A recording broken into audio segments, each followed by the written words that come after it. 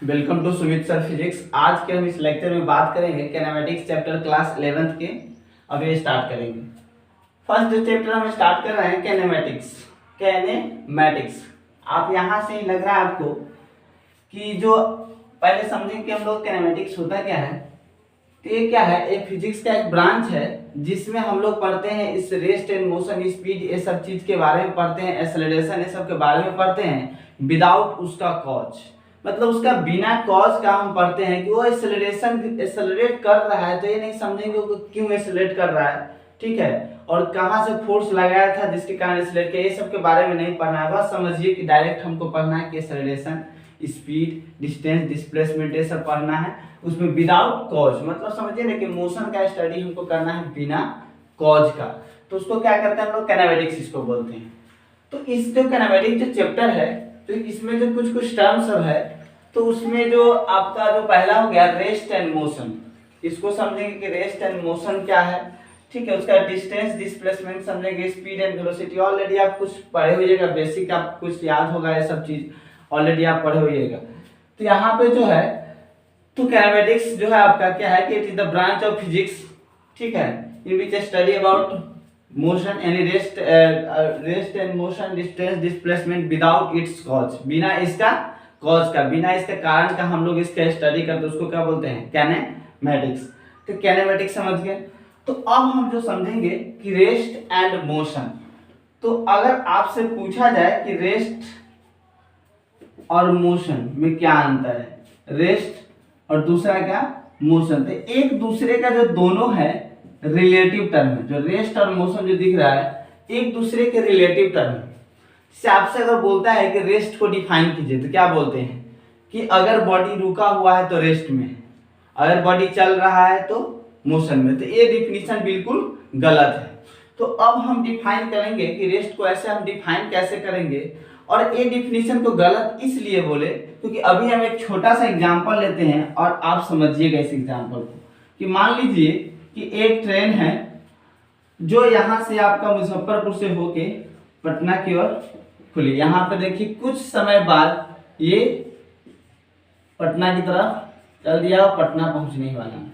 इस ट्रेन के अंदर में दो आदमी हैं, ए और एक दूसरा बी, ए आपका ए है, एक दूसरा बी, और तीसरा है जो यहाँ प्लेटफॉर्म पे है आपका, ठीक है ना। यहाँ पे प्लेटफॉर्म पे समझिए ना कि यही प्लेटफॉर्म पे आप लिखते हैं। तो यहाँ पे तीसरा एक आदमी यहाँ पे जो सी है। तो अगर अब हम पूछे कि बताइए कि बॉडी ए है वो रेस्ट में है कि मोशन में, तो किससे पूछेंगे हम, इससे पूछे कि इससे पूछे, आप बोलिएगा ना कि किससे पूछे हम, इससे पूछे या इससे पूछे हम। तो यहाँ पे जो हम लोग देख रहे हैं तो एक समझिए कि रेस्ट एंड मोशन एक रिलेटिव टर्म है जो क्या होता है कि डिपेंड करता है रेफरेंस पे। रेफरेंस पे कहने का मतलब क्या हुआ कि किसके रेस्पेक्ट में देख रहे हैं हम लोग। रेफरेंस कहने का मतलब क्या हुआ कि किसके रेस्पेक्ट में हम उसको देख रहे हैं। तो जैसे समझिए कि अब जैसे अगर बोले कि बॉडी, बताइए कि body A with respect to C, body A with respect to C, मतलब जो बॉडी ए जिसे जो ट्रेन में था बैठा हुआ वो क्या हुआ कि उसके बारे में पूछ रहे हैं कि बॉडी ए क्या है किसके रेस्पेक्ट में, बॉडी सी के, जो प्लेटफॉर्म पे जो था उसके रेस्पेक्ट में बॉडी ए क्या है। तो देखिए जो ट्रेन में जो आदमी दो बैठा था ए और बी, और जो सी जो था वो सी प्लेटफॉर्म पे, तो उसको क्या लग रहा है, जो प्लेटफॉर्म से देख रहा है तो उसका क्या लग रहा है कि पहले ए इतना दूरी पे था अब इतना दूरी पे चला गया, मतलब पोजीशन चेंज हो रहा है। यानी पोजीशन चेंज हुआ तो उसको क्या बोलेंगे हम लोग कि वह मोशन में है, पोजीशन चेंज नहीं हुआ तो उसको क्या बोलेंगे, रेस्ट में। तो इसलिए मेन मेरा पोजीशन है, वहां पे ये भी नहीं बोलेंगे कि टाइम के साथ, तो अगर उसका पोजीशन टाइम के साथ बोलेंगे कि टाइम के साथ, अगर मान लीजिए कि उसका पोजीशन चेंज नहीं हो रहा था, ये सब चीज थोड़ा देखेंगे। देखिए पहले body A with respect to C, तो क्या है आपका, मोशन में है। यही बॉडी ए के बारे में पूछ रहे हैं किसके रेस्पेक्ट में, सी के बारे में, जो नहीं बॉडी ए के पूछ रहे हैं किससे, सी से पूछ रहे हैं, body A with respect to C, मतलब सी देखने वाला कौन है, सी, यानी ए है जिसके बारे में स्टडी कर रहे हैं, और ए क्या है आपका, ऑब्जर्वर। ऑब्जर्वर मतलब जो देख रहा है, वो हो गया ऑब्जर्वर। और ए क्या होगा जिसके बारे में हम लोग स्टडी कर रहे हैं। तो यहाँ पे जो देख रहे हैं कि बॉडी ए है सी के रेस्पेक्ट में वो क्या है मोशन में है, लेकिन वही बोले body A with respect to B तो क्या बोलेंगे रेस्ट में। मतलब बॉडी ए के बारे में पूछ रहे हैं किससे बी से पूछ रहे हैं, जो अंदर ट्रेन में बैठा हुआ उसी के, मतलब उसके सामने सीट पे जो बैठा हुआ है उसी से पूछ रहे हैं कि बताइए कि हम रेस्ट में है कि मोशन में, जो दोनों ट्रेन में ही है। तो ये दोनों का पोजीशन तो चेंज नहीं हो रहा है, जिस सीट पे था उसी पे, तो उसको क्या बोलेंगे रेस्ट में। यानी देखिए डायरेक्ट इसको लिखिएगा नहीं, पहले हम जो लिखा रहे हैं उसको लिखिए, ठीक है। तो समझे कि आपको पहले समझिए कि लिखिए कि क्या है कि rest and motion is a relative term. Rest and motion जो है आपका are a relative term which depend on reference, यानी डिपेंड्स ऑन आपका ऑब्जर्वर, या डायरेक्ट लिख सकते हैं कि विच डिपेंड्स ऑन ऑब्जर्वर। वो ऑब्जर्वर पर डिपेंड करता है कि ऑब्जर्वर कौन है। ऑब्जर्वर ट्रेन से बाहर था तो उसको लगा कि वो जो ट्रेन में बैठा हुआ आदमी मोशन में है, लेकिन वो ऑब्जर्वर अगर ट्रेन के अंदर में है तो उसके रेस्पेक्ट में क्या लगा कि ऑब्जर्वर वो जो आपका आदमी है वो क्या है रेस्ट में है। तो यानी क्या हुआ कि rest and motion is a relative term which depends on observer, या बोल सकते हैं रेफरेंस, ठीक है। तो यहाँ पर देखिए ऑब्जर्वर क्या हुआ कि जो ऑब्जर्व कर रहा है, जो देख रहा है, ठीक है। तो पहले हम लोग ऐसे रेस्ट को डिफाइन कर लेंगे कि रेस्ट ऐसे होता क्या है। तो देखिए रेस्ट को डिफाइन कर लेंगे कि हम लोग की रेस्ट होता क्या है। तो देखिए नोट साथ साथ बनाते चलिएगा। आप तो ये समझ गए कि काइनेमेटिक्स क्या लिखवा ही दिए। और दूसरा जो आपका रेस्ट है तो क्या बोलेंगे, a body is said to be, a body is said to be in rest if it does not change its position with respect to observer, with respect to observer, ठीक है ना, विथ टाइम। देखिए क्या बोले, a body is said to be in rest. एक बॉडी को हम तभी रेस्ट में बोलेंगे if does not change it position with respect to observer. Observer के रेस्पेक्ट में अगर उसका पोजीशन चेंज नहीं हो रहा, ऑब्जर्वर मतलब जो देख रहा है उसके रेस्पेक्ट में अगर पोजीशन चेंज नहीं हो रहा है, मतलब जैसे कि यहाँ पे है और इसका अगर पोजीशन चेंज हो रहा है तो इसका मतलब क्या हुआ कि आपका ये मोशन में है। यानी क्या हुआ कि ऑब्जर्वर के रेस्पेक्ट में अगर पोजीशन चेंज नहीं हो रहा है तो उसको क्या बोलेंगे, हम रेस्ट में बोलेंगे। यहाँ पे विथ टाइम बोले, आप अगर टाइम नहीं भी लिख रहे हैं तो चलेगा। क्यों? क्योंकि देखिए एक समय में कोई आदमी दो पोजीशन पे नहीं हो सकता है। एक समय में हो सकता है ऐसा कि एक समय में हम 0 माइल हो और उसी टाइम हम क्या हो पटना। ऐसा तो नहीं है कि 10 बजे हम 0 माइल में दिख रहे हैं पटना में दिख रहे हैं, ऐसा नहीं है, ठीक है। तो यानी क्या हो, टाइम खुद अगर पोजीशन उसका चेंज हो रहा है तो टाइम तो खुद का खुद चेंज हो रहा होगा। यानी समझ गए कि रेस्ट किसको बोलेंगे, कि अगर बॉडी को रेस्ट हम तभी बोलेंगे जब उसका पोजीशन चेंज हो रहा नहीं हो रहा हो विथ रेस्पेक्ट टू ऑब्जर्वर। तो यहाँ पर देखिए बॉडी ए को देख रहा था कौन, बी, तो इसके रेस्पेक्ट में तो कोई ऑब्जर्वर इसका पोजीशन चेंज नहीं हो रहा था, तो इसको क्या बोले रेस्ट में। क्यों? क्योंकि ट्रेन के जो सामने वाला सीट पे बी बैठा हुआ था और यहाँ पे ए बैठा था, तो उसके रेस्पेक्ट में क्या होगा, कुछ पोजीशन चेंज नहीं हो रहा तो उसको क्या बोले रेस्ट में। लेकिन वही सी ऑब्जर्वर प्लेटफॉर्म पे था तो उसका पोजीशन देखिए चेंज हुआ कि नहीं, तो ये क्या था मोशन में। यानी रेस्ट एंड मोशन एक रिलेटिव टर्म है। कोई बॉडी हो सकता है कि वो रेस्ट में लग रहा हो दूसरे को क्या लग रहा हो मोशन में। जैसे हम बस से जा रहे हैं, बस के सामने वाला जो सीट पे बैठा हुआ है वो हमको देख रहा है तो उसको क्या लग रहा हो रेस्ट में। लेकिन अगर हम अगर जो बाहर रोड पे से कोई देख रहा होगा तो हम क्या लगेंगे मोशन में, ठीक है। तो यहाँ पे समझ गए कि रेस्ट एंड मोशन आपका एक रिलेटिव टर्म है जो आपका क्या है कि जो डिपेंड करता है ऑब्जर्वर पे। दूसरा हम मोशन को डिफाइन करेंगे तो आप डायरेक्ट लिख सकते हैं definition, a body is said to be in motion. A body is said to be in motion, यहाँ पे मोशन लगा देंगे, a body is said to be in motion. इसको लिख लीजिए डायरेक्ट, इसी को कर देते हैं। मोशन को डिफाइन करना हो तो क्या करेंगे, body is said to be in motion, ठीक है, डायरेक्ट शॉर्ट कर देते हैं, ठीक है। If change its position with respect to observer with time.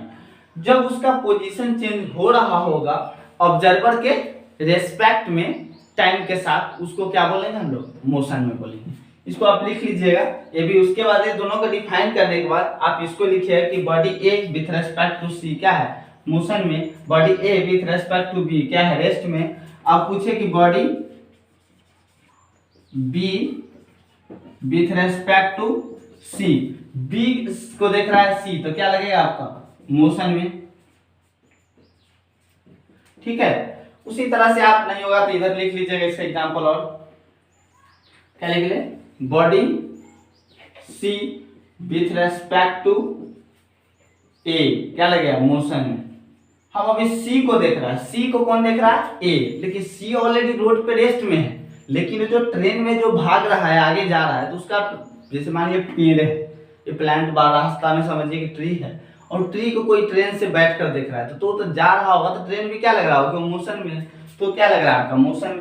यानी रेस्ट एंड मोशन मेरे समझ से आप लोग को बिल्कुल क्लियर हो गया होगा। और साथ साथ नोट बनाते चलिए, क्योंकि ये क्लास 11th का जो आपका लेक्चर है जो आप हम स्टार्ट किए हैं, हम कोशिश करेंगे कि कंप्लीट करें। तो इसलिए आप प्लीज इसको नोट करें अच्छे से, और जरूर मेरा चैनल को सब्सक्राइब कर ले ताकि आपका नोटिफिकेशन चल जाए जो भी हम लेक्चर डालें। ठीक है, तो रेस्ट एंड मोशन समझ गए। अब नेक्स्ट जो टर्म है वो हम बात करेंगे डिस्टेंस और डिस्प्लेसमेंट। अगर कोई बॉडी, यहाँ पे जो हम देख रहे हैं, अगर कोई बॉडी रेस्ट मोशन में अगर आ गया तो उसका पोजीशन चेंज होगा। अब पोजीशन चेंज होगा तो क्या होगा, उसका कुछ डिस्टेंस ट्रेवल करेगा और कुछ डिस्प्लेसमेंट ट्रेवल करेगा। तो डिस्टेंस डिस्प्लेसमेंट में डायरेक्ट अंतर समझेंगे, जैसे रेस्ट एंड मोशन में समझे उसी तरह से, कि जो डिस्टेंस होता है वो होता है उसका रियल पाथ। यानी क्या होता है आपका, ये होता है रियल पाथ। रियल पाथ जो कवर करेगा, जो रियल पाथ जो जाएगा, वो क्या हो जाएगा, उसका डिस्टेंस। लेकिन ये क्या होता है ना कि शॉर्टकट होता है, यानी शॉर्टेस्ट डिस्टेंस होता है आपका। शॉर्टेस्ट डिस्टेंस जो आपका होता है किसके बीच में, इनिशियल और फाइनल के बीच। Shortest distance between initial and final position. आपका इनिशियल और फाइनल पोजीशन के शॉर्टेस्ट होता है, मतलब समझिए ना कि ये होता है आपका शॉर्टकट, ये क्या होता है आपका लॉन्ग। जैसे देखिए हम एग्जांपल से समझते हैं कि जैसे कोई आदमी है जो यहाँ से 3 मीटर ऐसे गया, फिर आपका 4 मीटर ऐसे गया, यहाँ से स्टार्ट किया था, इसलिए इसको क्या बोल रहे हैं, इनिशियल पोजीशन। ठीक है, आपका इनिशियल पोजीशन, इसको क्या बोल रहे हैं हम लोग, फाइनल पोजीशन। ठीक है, आपको इसको बोल रहे हैं फाइनल पोजीशन, इसको क्या बोल रहे हैं हम लोग, इनिशियल पोजीशन। यहाँ से स्टार्ट किया और यहाँ पे फाइनल। तो अब देखिए कि जो रियल डिस्टेंस आपसे पूछा कि डिस्टेंस कितना कवर किया, यहाँ पे मोशन में है, और मोशन में इसका डिस्टेंस पूछेगा तो डिस्टेंस कितना हो गया, 3 और प्लस 4 यानी 7 हो जाएगा। तो यहाँ पे आपसे डिस्टेंस पूछेगा तो डिस्टेंस कितना हो जाएगा, डिस्टेंस आपका हो गया यहाँ से यहाँ और प्लस यहाँ। रियल पाथ जो कवर किया, रियल पाथ कितना गया, कितना रास्ता गया, तो 3 और प्लस 4 कितना हो जाएगा, 7 मीटर। लेकिन आपको वही पूछ दे कि डिस्प्लेसमेंट बताइए, तो इसका जो शॉर्टेस्ट होगा इनिशियल और फाइनल के बीच का, ये हो जाएगा आपका, यही ना शॉर्टकट रास्ता होगा। तो यहाँ से यहाँ पहुंचने के लिए क्या होगा, शॉर्टकट। ये क्या हो गया मेरा, इसका ये परपेंडिकुलर है, इसका अगर ये वाला डिस्टेंस निकालना हो तो डिस्टेंस कैसे निकालेंगे, इसका रूट अंडर ऑफ 3 के स्क्वायर, जानते हैं इसका स्क्वायर कितना 9 और इसका स्क्वायर कितना 16, तो ये कितना हो जाएगा रूट अंडर 25, तो क्या हो जाएगा यहाँ से 5। यानी डिस्प्लेसमेंट जो देख रहे हैं तो डिस्प्लेसमेंट कितना आ गया 5, यानी डिस्प्लेसमेंट जो देख रहे हैं वो डिस्प्लेसमेंट आ गया 5 मीटर और डिस्टेंस कितना आ गया आपका 7 मीटर। तो आप जो देख रहे हैं यहाँ पे ये समझिए कि डिस्प्लेसमेंट एक ऐसा है आपका वो शॉर्टेस्ट डिस्टेंस बिटवीन इनिशियल और फाइनल, ये क्या होगा रियल पाथ। तो आपसे पूछे कि बताइए कि कौन सा जो है वो पाथ पे डिपेंड करता है। ऑलरेडी ये मेडिकल में पूछा हुआ क्वेश्चन है नीट के एग्जाम में, तो आपको दे देगा, आपको बोलेगा कि बताइए कि, तो इस तरह से आपको जो आप कौन सा है जो पाथ पे डिपेंड करता है, तो पाथ पे डिपेंड करना होगा ये हुआ, यानी क्या हो गया डिस्टेंस जो हो गया, डिस्टेंस जो है आपका डिपेंड्स ऑन पाथ, ये क्या करता है, पाथ पे डिपेंड करता है, यानी रास्ता पे डिपेंड करता है। और ये तुम्हारा क्या है, लेकिन डिस्प्लेसमेंट जो है वो क्या है, आपको पाथ पे डिपेंड नहीं करता है, वो ओनली डिपेंड करेगा इनिशियल और फाइनल पोजीशन पे। ये ओनली डिपेंड्स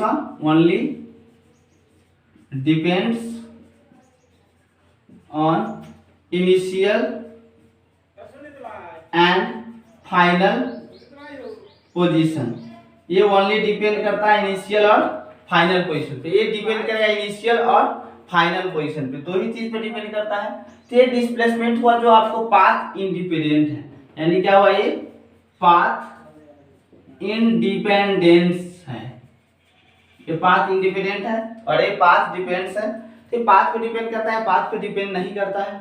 अब जब इसमें देख रहे हैं हम लोग, तो ये कौन सा क्वांटिटी है, ये स्केलर क्वांटिटी है, it is a scalar quantity. Scalar quantity और वेक्टर क्वांटिटी, ऑलरेडी वेक्टर का चैप्टर है जो ऑलरेडी हम ये पढ़ाएंगे।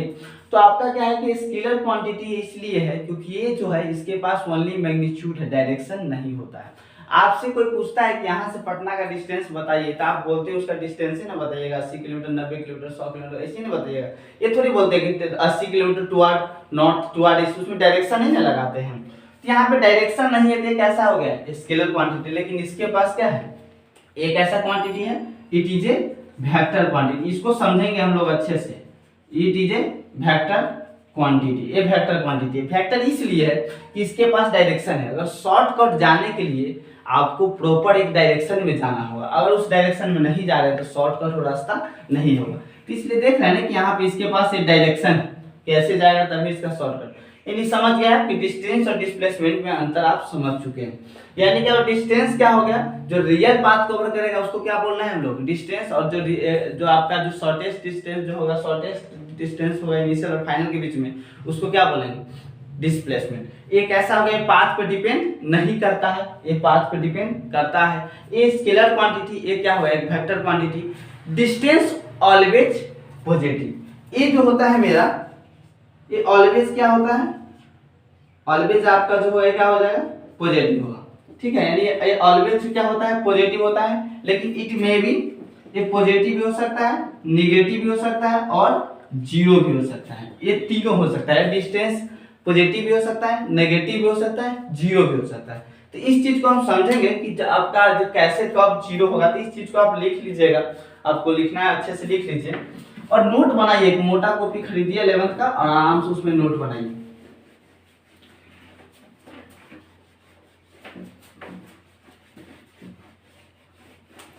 देखिए, जो हम बोले कि डिस्प्लेसमेंट जो है आपका जीरो भी हो सकता है। जीरो कब होगा, जैसे मान लीजिए कि एक सर्कल पे घूम रहे हैं, यहां से स्टार्ट किए, इसका रेडियस जो है मेरा r है, यहां से स्टार्ट किए, ऐसे आए और यहीं पे फाइनल, फिर यहीं पे आ गए हम।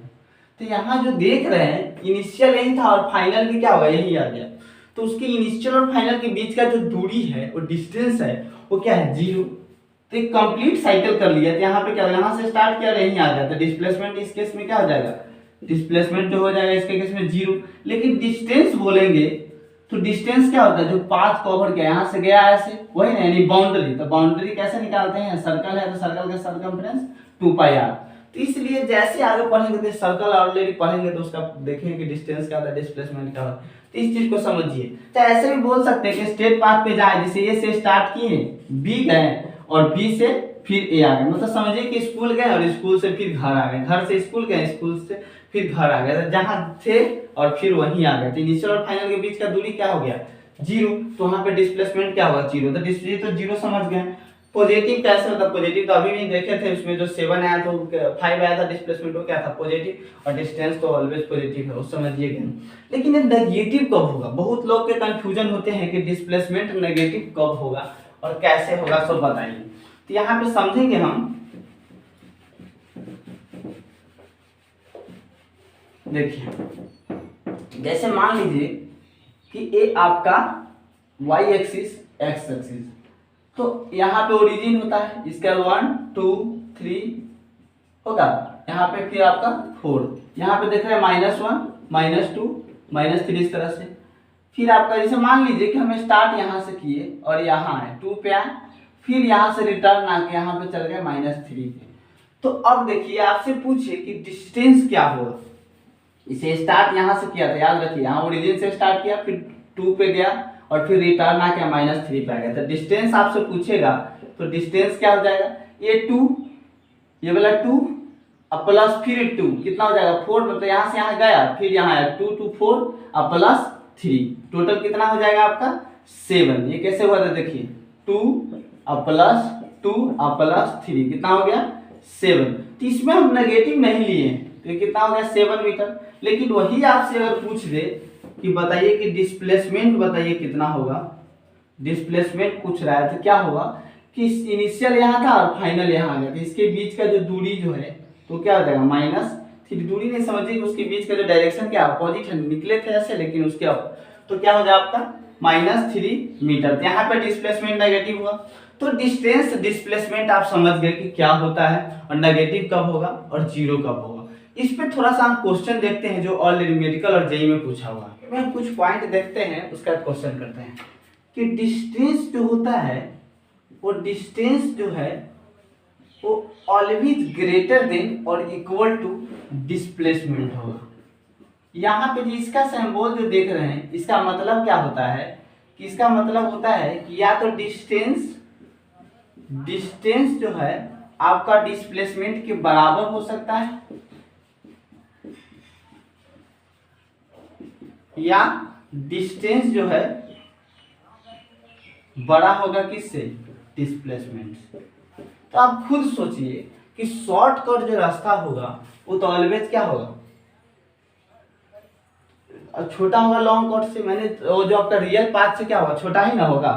तो यहाँ पे जो बोले कि डिस्टेंस जो है या तो बराबर हो सकता है, जिससे बराबर कब होगा, जब स्ट्रेट पाथ पे जाएगा, स्ट्रेट पे पाथ पे वो भी क्या होगा, जैसे देखिए यहाँ से A to B गया तो 4 मीटर अगर इसका दूरी है तो यहाँ से क्या होगा, डिस्टेंस भी कितना है 4 और डिस्प्लेसमेंट भी क्या होगा 4। लेकिन वही बड़ा कब होगा, जैसे कर्व है, इस तरह से कर्व रास्ता, तो ये क्या हो गया आपका शॉर्टकट, ये हो गया आपका डिस्प्लेसमेंट और ये क्या हो गया आपका डिस्टेंस, ये हो गया आपका डिस्टेंस, ये क्या हो गया आपका डिस्प्लेसमेंट, यानी हो गया ये डिस्प्लेसमेंट, ये क्या हो गया डिस्टेंस। तो ये देखिए क्या यही बताया कि आपको कि डिस्टेंस जो होगा ऑलवेज ग्रेटर देन और इक्वल टू डिस्प्लेसमेंट।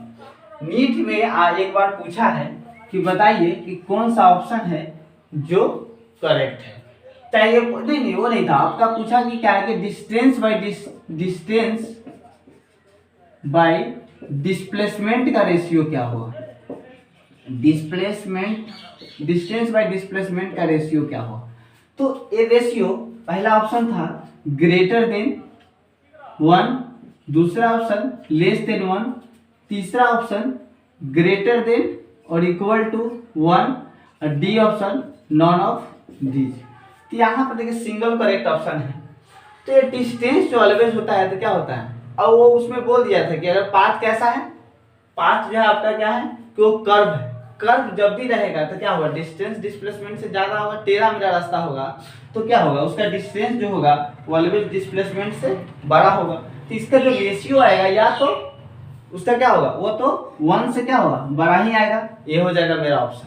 लेकिन वही अगर बोल देता कि सीधे ऑप्शन देता कि डिस्टेंस बाय डिस्प्लेसमेंट का रेशियो क्या होगा, सीधे आपको पाथ नहीं बताता, तो हो सकता है कि वो बड़ा भी हो और वो आपका इक्वल भी हो। क्यों, क्योंकि आपका यहाँ पे जो देख रहे हैं कि अगर स्ट्रेट पाथ रहेगा तो डिस्टेंस बाय डिस्प्लेसमेंट का रेशियो 1 हो जाएगा, लेकिन वो क्या रहेगा आपका पाथ जो रहेगा अगर कर्व रहेगा तो उसके केस में अलग हो जाएगा। तो यहाँ पे समझ गया कि डिस्टेंस और डिस्प्लेसमेंट ये समझ गए। अब देखते हैं 2-3 क्वेश्चन न्यूमेरिकल पे देखते हैं, इस पे न्यूमेरिकल 2-3 देखिए।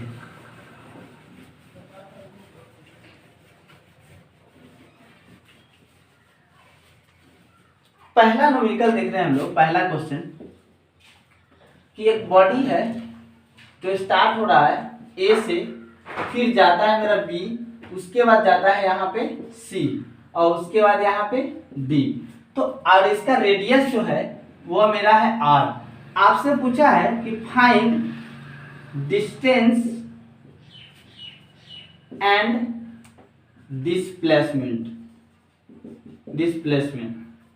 पहला जब फ्रॉम ए टू बी, जब ए से बी गया उस केस में बताना है। तो ए से बी में गया तो आप देखिए ही ना हो रहा है, तो ए से बी में गया तो जो इस केस में आपसे पूछ रहा है तो डिस्टेंस क्या हो जाएगा, तो डिस्टेंस तो आप जानते हैं कि इस केस में क्या हो जाएगा कि अगर एक कंप्लीट जाता तो कितना होता, 2πr होता, लेकिन ये तो सिर्फ एक क्वाड्रेंट गया ना, मतलब इतना डिस्टेंस, ये पाथ है जो ये वाला बाउंड्री, इसका लेंथ क्या होगा, टोटल 2πr होता है। तो ये चौथा भाग है ना इसका, इतना प्लस इतना प्लस इतना प्लस इतना, चौथा भाग है, इसको क्या जाएगा 4 से डिवाइड, यानी क्या जाएगा πr/2 हो जाएगा, इतना मीटर आ जाएगा। लेकिन वही डिस्प्लेसमेंट अगर हम बोल रहे हैं कि डिस्प्लेसमेंट अगर हम बोल रहे हैं तो डिस्प्लेसमेंट क्या हो जाएगा कि यहाँ से यहाँ का शॉर्टकट ही ना होगा, तो ये अगर r है और ये भी रेडियस r है तो ये क्या हो जाएगा √r² प्लस r², यानी डिस्प्लेसमेंट कितना हो जाएगा r² प्लस r², यानी √2r², एक r निकल गया तो क्या हो गया r√2। तो ये मेरा डिस्प्लेसमेंट है। वही अगर बोल देते, इसी में अगर दूसरा क्वेश्चन हम पूछ देते कि बताइए कि अगर मेरा A to C जा रहा है तब बताइए क्या होगा, A to C। इस केस में आपका पूछ रहा है कि बताइए जब A to C गया तब, A से C मतलब यहाँ से यहाँ गया, मतलब एक कंप्लीट ऐसे हो रहा है आपका, ऐसे यहाँ से यहाँ गया तो A है और ये क्या है मेरा C, तो यहाँ से यहाँ शॉर्टकट तो ये हो गया मेरा, यानी सर्कल का डायमीटर हो गया क्या शॉर्टकट, यानी इस केस में डिस्प्लेसमेंट जो होगा डायमीटर कितना हो जाएगा रेडियस के 2 गुना, तो ये रेडियस r है भी r, यहाँ से यहाँ का दूरी कितना होगा 2r डिस्प्लेसमेंट हो गया।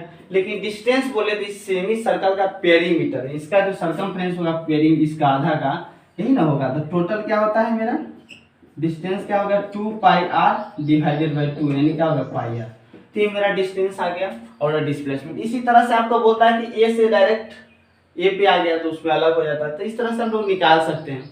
इसमें अब स्टैंडर्ड क्वेश्चन हम देखेंगे नेक्स्ट लेक्चर में, तो आप क्या करें मेरे चैनल को सब्सक्राइब कर लें और थोड़ा लाइक और कमेंट, जो भी आपको प्रॉब्लम हो कमेंट में लिखें, हम उसके बाद कुछ नोट भी देंगे आपको इसमें और साथ साथ क्वेश्चन भी कराएंगे हम।